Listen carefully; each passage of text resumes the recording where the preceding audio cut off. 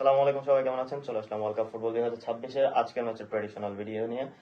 বিশ্বকাপ ফুটবলের round of 32 আজকে থেকে শুরু হতে যাচ্ছে। রাউন্ড অফ 32-তে যে দুটি দল প্রথম ম্যাচটি খেলবে, সাউথ আফ্রিকা এবং কানাডা। সাউথ আফ্রিকা তাদের গ্রুপে দ্বিতীয় স্থান অধিকার করে রাউন্ড অফ 32-তে চলে এসেছে। অপরদিকে কানাডা তাদের গ্রুপে দ্বিতীয় স্থান অধিকার করার মাধ্যমে রাউন্ড অফ 32-তে চলে এসেছে। আজকের ম্যাচ হতে শুরু হচ্ছে নকআউট পর্ব। অতএব এখানে কোনো বড় দল অথবা ছোট দলের নর্মালি কোনো বিষয় এখানে থাকবে না, কারণ যে দল জিতে যাবে তারা রাউন্ড অফ 16-এ চলে যাবে, আর অপরদিকে যে দল হেরে যাবে তারা সরাসরি বিশ্বকাপ থেকে বাদ পড়ে যাবে। আজকের ম্যাচটা রাত 1টার সময় শুরু হবে। রাউন্ড অফ 32 এর নকআউট পর্বের ম্যাচগুলো নর্মালি এইরকম সময় শুরু হয়ে থাকে।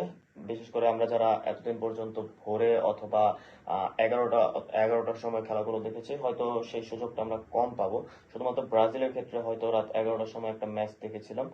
যাই হোক, যদি আমি প্রবাবল লাইন আপ নিয়ে কথা বলি, সাউথ আফ্রিকার গোলকিপার পজিশনে থাকছে উইলিয়ামস, রাইট ব্যাক পজিশনে কুমোআউদি, আর লেফট ব্যাক পজিশনে মবিদা, এবং সেন্টার ব্যাক দো হিসেবে থাকছে এম্বোকাজি এবং ওকান। সেন্ট্রাল মিডফিল্ডার ট্রিও হিসেবে থাকছে মোফাকাজ, এমবাতা এবং এমোকেয়ানা, এবং স্ট্রাইকার ফরওয়ার্ড লাইনে থাকছে লেফট উইং ফরওয়ার্ড হিসেবে অ্যাপোয়েলেস, রাইট উইং ফরওয়ার্ড হিসেবে থাকছে এমএসকা, এবং স্ট্রাইকার পজিশনে থাকছে এমকোগবা।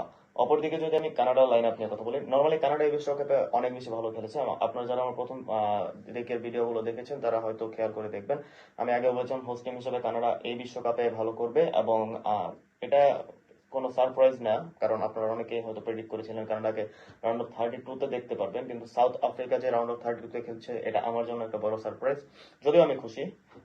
যদি আমি কানাডার গোলকিপার পজিশন নিয়ে কথা বলি, গোলকিপার পজিশনে ক্রিপিউ, রাইট ব্যাক পজিশনে জন স্টোনস এবং লেফট ব্যাক পজিশনে লেরাইরা, সেন্টার ব্যাক হিসেবে ফার্গুলেক্স এবং কর্নিয়ালেস, এই দুজনকে দেখা যেতে পারে। নর্মালি আগের ম্যাচেও সেম স্ট্র্যাটেজি অথবা সেম লাইন আপ নিয়ে কানাডা খেলেছে। Fourth centre midfield four midfielder হিসেবে খেলছে, রাইট মিডফিল্ডারে খেলছে বুচম্যান, লেফট মিডফিল্ডারে খেলছে আহমেদ, এবং সেন্ট্রাল মিডফিল্ড হিসেবে এস্তোকিও এবং সাইবা, এই দুজনকে দেখা যেতে পারে। ফরওয়ার্ড লাইনে জনাথন ডেভিড এবং ক্রিস লেরিন, এই দুজনকে দেখা যেতে পারে। কানাডার কোচ কনফার্ম করেছে হয়তো আজকের ম্যাচ থেকেই স্টার্টিং 11-এ আলফোনসো ডেভিসকে দেখা যেতে পারে। যদি আলফোনসো ডেভিস টোটালি রিকভারের মাধ্যমে ব্যাক করে আজকে, তাহলে লেফট মিডফিল্ডার পজিশনে হয়তো আলফোনসো ডেভিসকে দেখা যেতে পারে। নর্মালি ক্লাব ফুটবলে আলফোনসো ডেভিস লেফট ব্যাক হিসেবে খেলে থাকে, তবে কানাডার টিমে তিনি বরাবরের মতো লেফট মিডফিল্ডার অথবা রাইট উইং ফরওয়ার্ড হিসেবেও খেলেছেন। আর্জেন্টিনার বিপক্ষে যখন তারা কোপা আমেরিকা সেমিফাইনাল খেলেছে, সেখানেও আলফোনসো ডেভিসকে মিডফিল্ডার অথবা রাইট মিডফিল্ডার পজিশনে খেলতে দেখা গিয়েছে।